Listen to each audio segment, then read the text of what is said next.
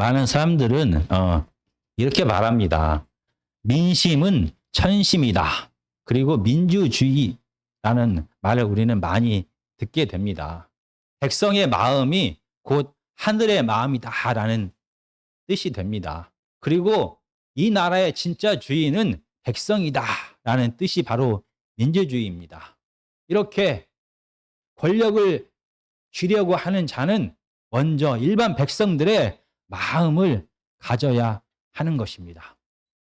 오늘 본문은 사무엘하 15장입니다. 저희가 먼저 15장 10절을 다 같이 읽도록 하겠습니다.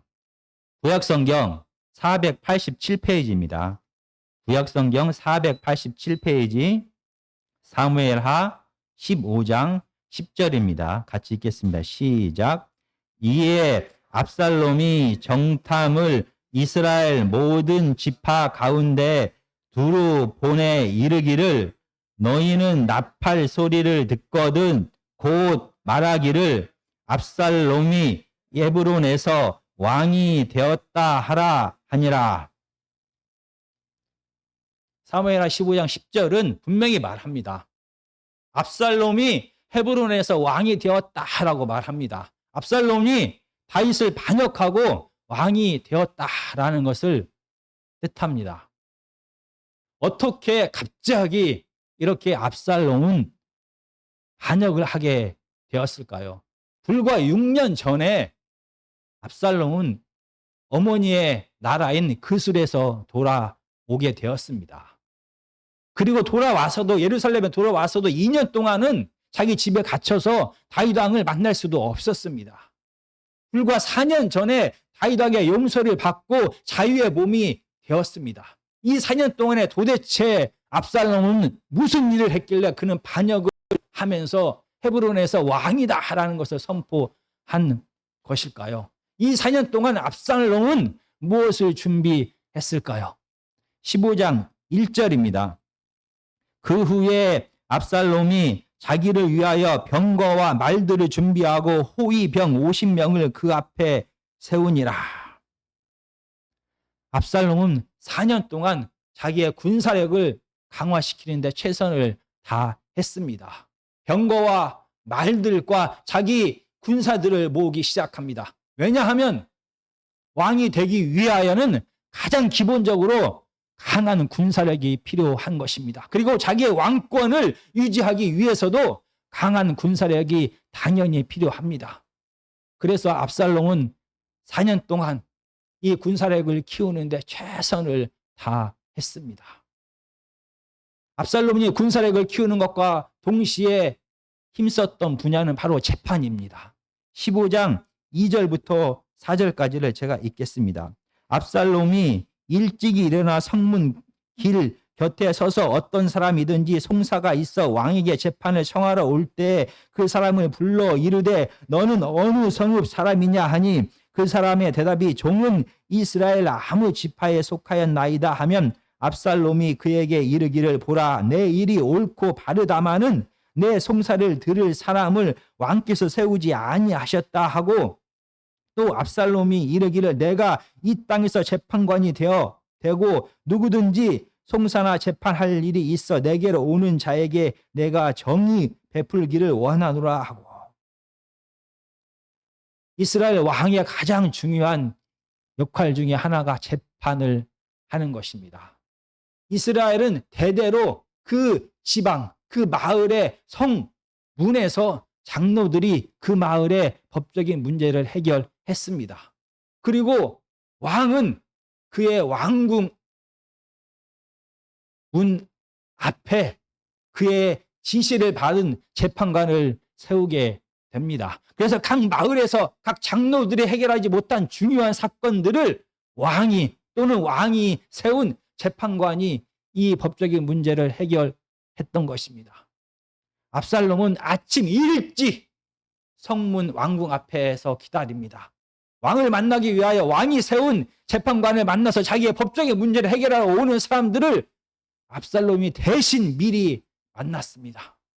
그리고 압살롬은 법률에 따라서 율법에 따라서 그들을 재판한 것이 아니라 그들 편에 서서 그들의 재판의 문제를, 그들의 송사를 해결해 주었습니다. 압살롬은 가장 유력한 왕세자입니다. 다음 왕권이 기대되는 왕세자가 바로 압살롬입니다. 그는 자기가 가진 모든 힘을 동원하여 이 문제를 가지고 왕을 찾아온 이 백성들의 문제를 그들 편에 서서 그들이 원하는 대로 다 해결해 주었습니다.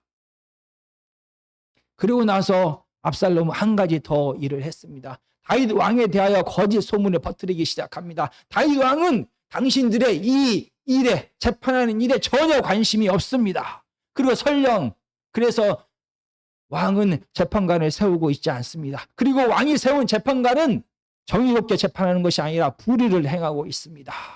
그래서 내가 당신들의 재판관이 될 것입니다 라고 말합니다. 압살롬은 4년 동안이나 왕의 일, 이 재판의 일을 빼앗아서 그가 대신 재판하기 시작합니다. 이렇게 백성들의 마음을 조금씩 얻기 시작합니다. 세 번째로 압살롬은 이렇게 재판을 하면서, 이렇게 백성들에게 다가가면서 섬기는 자세로 겸손한 마음으로 그들에게 다가갔습니다. 15장 5절입니다. 사람이 가까이 와서 그에게 절하려 하면 압살롬이 손을 펴서 그 사람을 붙들고 그에게 입을 맞추니. 많은 사람들은 소문을 듣게 됩니다. 가장 유력한 왕세자 압살롬이 궁궐 앞에서 백성들이 가지고 나오는 어려운 문제들을 스스로 해결하고 있다라는 소문을 듣게 됩니다. 많은 사람들은 자기의 법적인 문제를 해결하기 위하여 압살롬에게 다가옵니다. 압살롬 옆에는 많은 병거와 말들과 군사들이 그를 후위하고 있습니다. 왕과 같은 권세 앞에서 그들은, 이 백성들은 떨게 됩니다. 거기에 더해서 압살롬은 완벽한 외모를 가진 자가 바로 압살롬입니다. 14장, 사무엘하 14장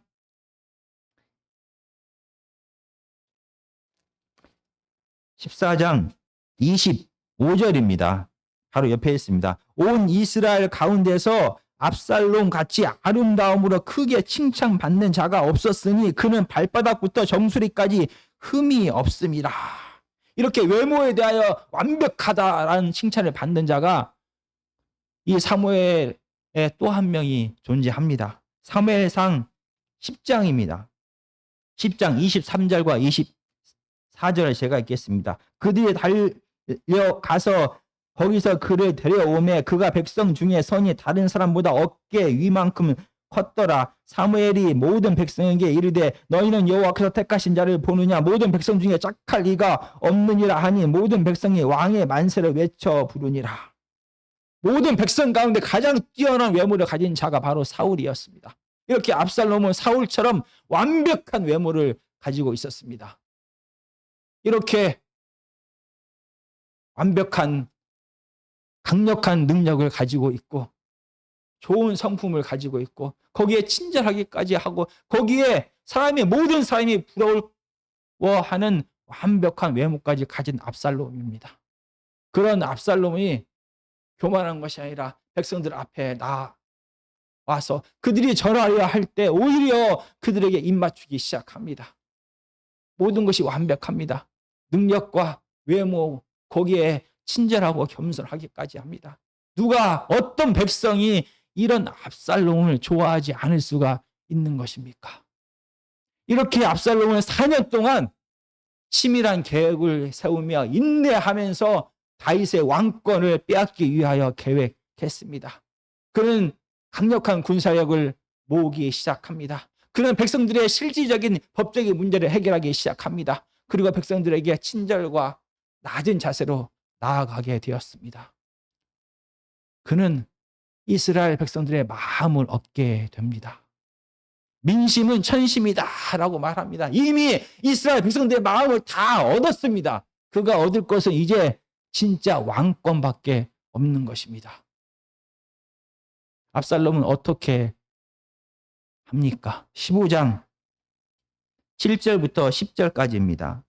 4년 만에 압살롬이 왕께 아뢰되 내가 여호와께 서원한 것이 있사오니 청하건대 내가 헤브론에 가서 그 서원을 이루게 하소서. 당신의 종이 아람 구술에 있을 때 서원하기를 만일 여호와께서 듯이 나를 예루살렘으로 돌아가게 하시면 내가 여호와를 섬기리이다 하였나이다. 왕이 그에게 이르되 평안히 가라 하니 그가 일어나 헤브론으로 가니라. 이에 압살롬이 정탐을 이스라엘 모든 지파 가운데에 두루 보내 이르기를 너희는 나팔 소리를 듣거든 곧 말하기를 압살롬이 헤브론에서 왕이 되었다 하라 하니라. 압살롬은 다시 한번 계획을 세우기 시작합니다.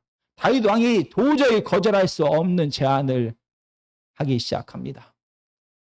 압살롬이 다윗을 피해 그술에 갔을 때 그가 이렇게 서원했다는 것입니다. 하나님께서 나를 다시 한번 예루살렘으로 돌아가게 하면 내가 하나님을 섬기겠나이다 라는 서원을 했다는 것입니다. 이미 6년이나 지났습니다. 그럼에도 불구하고 이상하긴 합니다. 그러나 다윗은 이를 거절할 수가 없습니다. 왜냐하면 하나님의 백성이 하나님께 서원한 것을 지키는 것은 너무나 당연한 것입니다. 이 다윗이 압살롬의 서원을 막는 것은 하나님의 계명을 거역하도록 하는 것입니다. 이번에도 다윗은 또 속게 됩니다. 그래서 이를 허락합니다. 그 결과 압살롬은 드디어 헤브론에서 제사를 드리기 시작합니다. 그리고 미리 준비했던 많은 신하들을 각 지역으로 보내기 시작합니다. 그러면서 압살롬이 나팔을 불 때 온 이스라엘을 향하여 압살롬이 왕이 되었다라는 것을 선포하라고 합니다. 이 선포는 이스라엘 백성으로 하여금 이스라엘 백성과 군인들로 하여금 압살롬을 지지할 사람들을 지지할 세력들을 모으고 있다라는 뜻이 됩니다. 이렇게 압살롬은 자기를 지지할 자들을 모으기 시작했습니다. 압살롬은 치밀한 자입니다. 인내하고 또 인내한 자입니다. 그는 이미 다윗의 신하들 가운데 200명을 이 헤브론에 하나님께 드리는 제사에 초대했습니다. 이 200명의 신하들은 자기가 압살롬의 편에 서서 다윗 왕을 반역할 것이라는 것을 전혀 알지 못하고 다음 왕이 될 압살롬이 그를 초대했기에 헤브론까지 가서 이 예배에 참석한 것입니다. 그러나 그들은 자기들이 이 200명의 신하들은 자기들이 알지 못하는 사이에 이 다윗 왕을 반역하는 무리에 속해 있었습니다.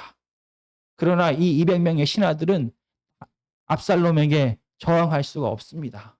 왜냐하면 압살롬이 누구인지를 잘 압니다. 이 압살롬은 무자비하고 포악한 자입니다. 자기 형을 죽여버린 자이고 자기가 이루고자 하는 목적을 위해서는 당시에 가장 힘이 세다라고 하는 요압의 바대 불까지 지를 수 있는 무자비한 자입니다. 200명의 신하들은 압살롬 앞에 저항할 수가 없습니다.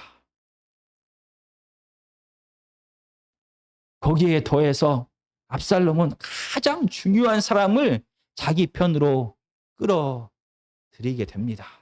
5장 12절입니다. 15장 12절입니다.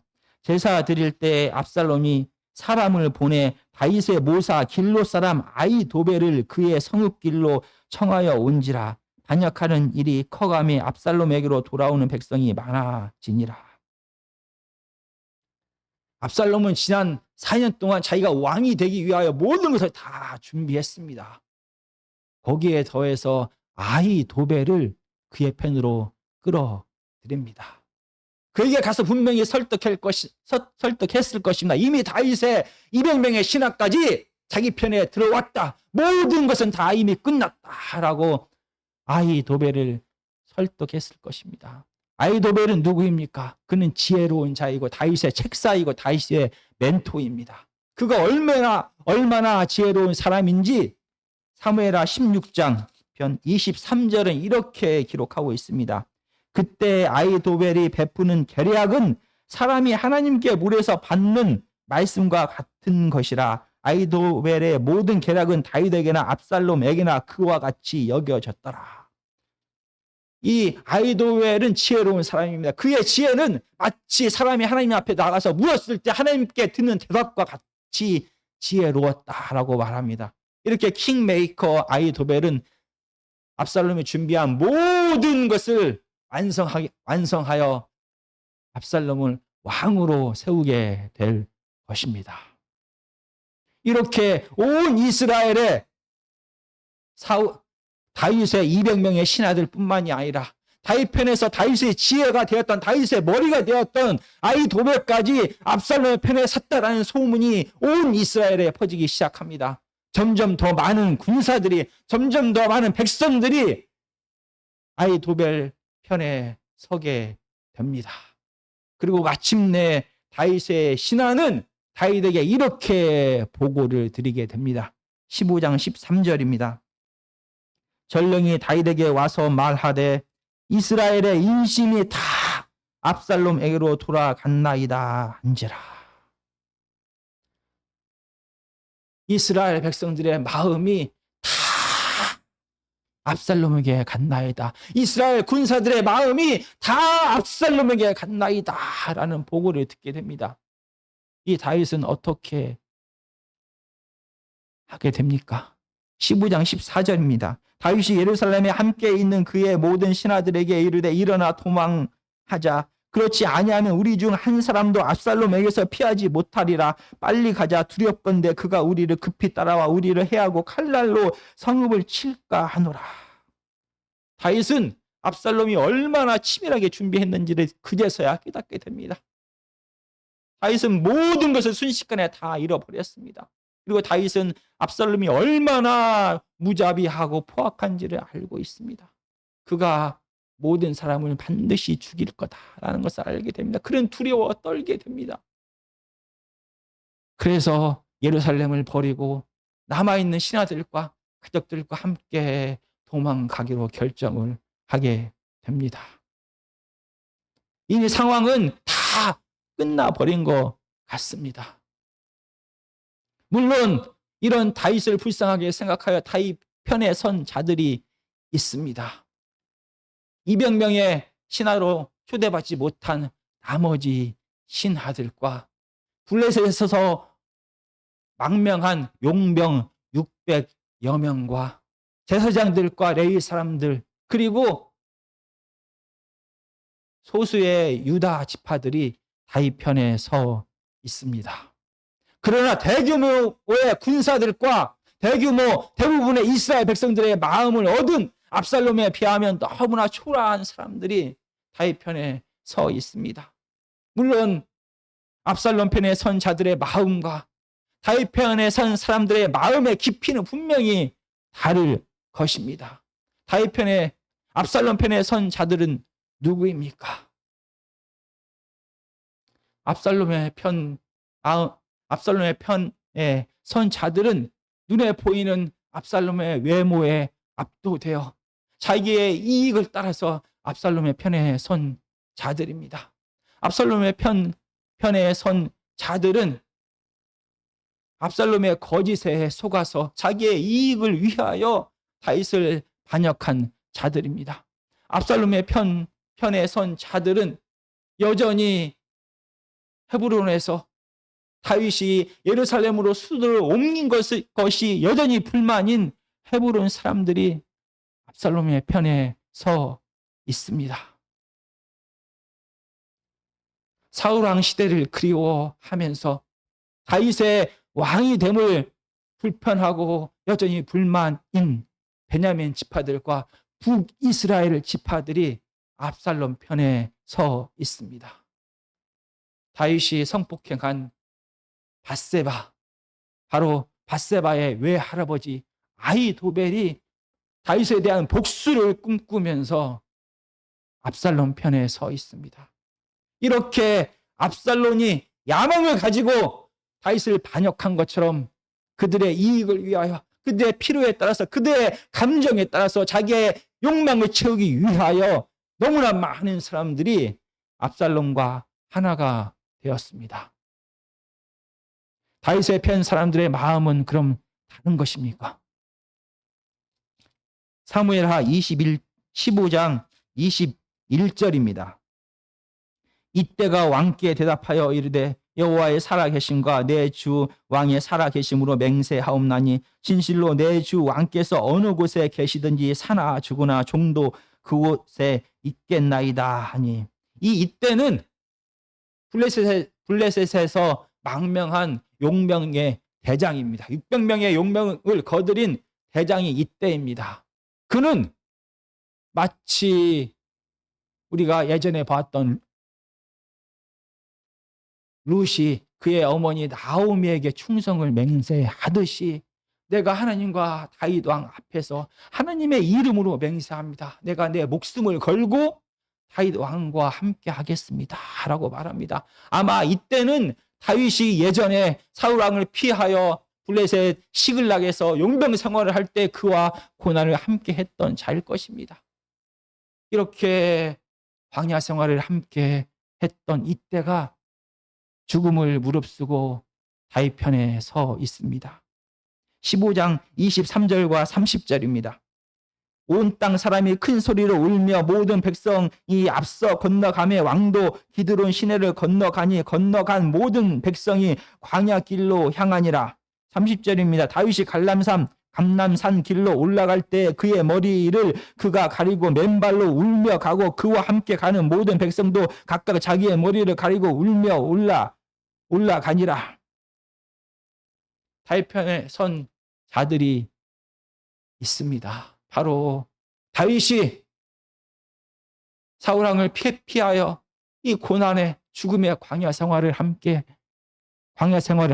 다윗과 함께 했던 이 군사들이 다윗과 함께 합니다. 다윗이 광야 생활을 하면서 자기의 목숨을 걸고 자기의 공동체를 보호함과 동시에 그 이웃에 살고 있는 유다 백성들에게 최선을 다하여 그들을 보호하고 공급했습니다. 이렇게 광야에서 함께 고난과 사랑과 미움과 용서와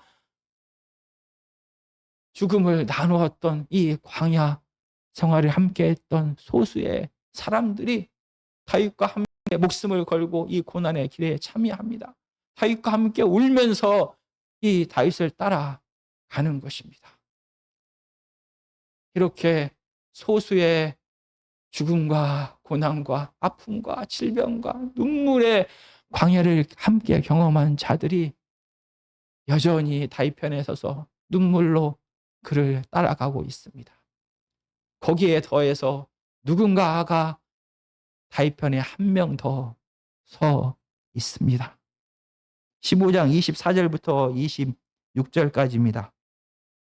보라, 사독과 그와 함께한 모든 레위 사람도 하나님의 언약궤를 메어다가 하나님의 궤를 내려놓고 아비아달도 올라가서 모든 백성이 성에서 나오기를 기다리는도다. 왕이 사독에게 이르되, 보라, 하나님의 궤를 성읍으로 도로 메어가라. 만일 내가 여호와 앞에서 은혜를 입으면 도로 나를 인도하사 내게 그 궤와 그 계신대를 보이시리라. 그러나 그가 이와 같이 말씀하시기를 내가 너를 기뻐하지 아니한다 하시면 종이 여기 있사오니 선이 여기시는 대로 내게 행하시옵소서 하리라.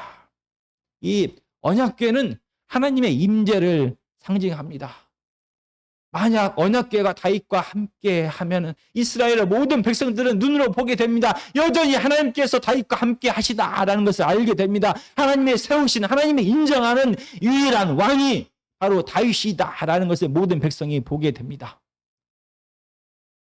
그러나 다윗은 압살롬과 다른 길을 걷게 됩니다. 압살롬은 자기의 욕망을 이루기 위하여, 왕권을 쟁취하기 위하여 율법에서 기록된 서원 제도까지 이용합니다. 자기의 욕심을 채우기 위하여 하나님을 이용하는 자가 바로 압살롬입니다. 그러나 다윗은 달랐습니다. 다윗은 방금 전에 읽은 본문에서 내가 여기 있습니다. 내가 하나님 앞에 종으로 서 있습니다. 라고 말합니다.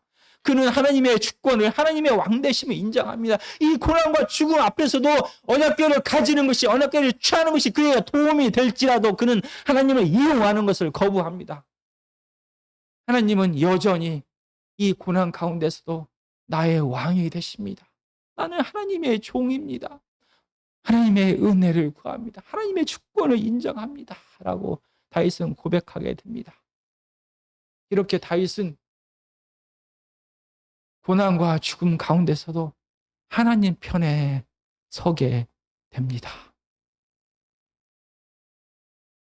사무엘하 15장은 다윗이 뿌린 이 죄악이 그의 공동체에서, 그의 가정에서 열매를 거두는 것을 기록하고 있습니다.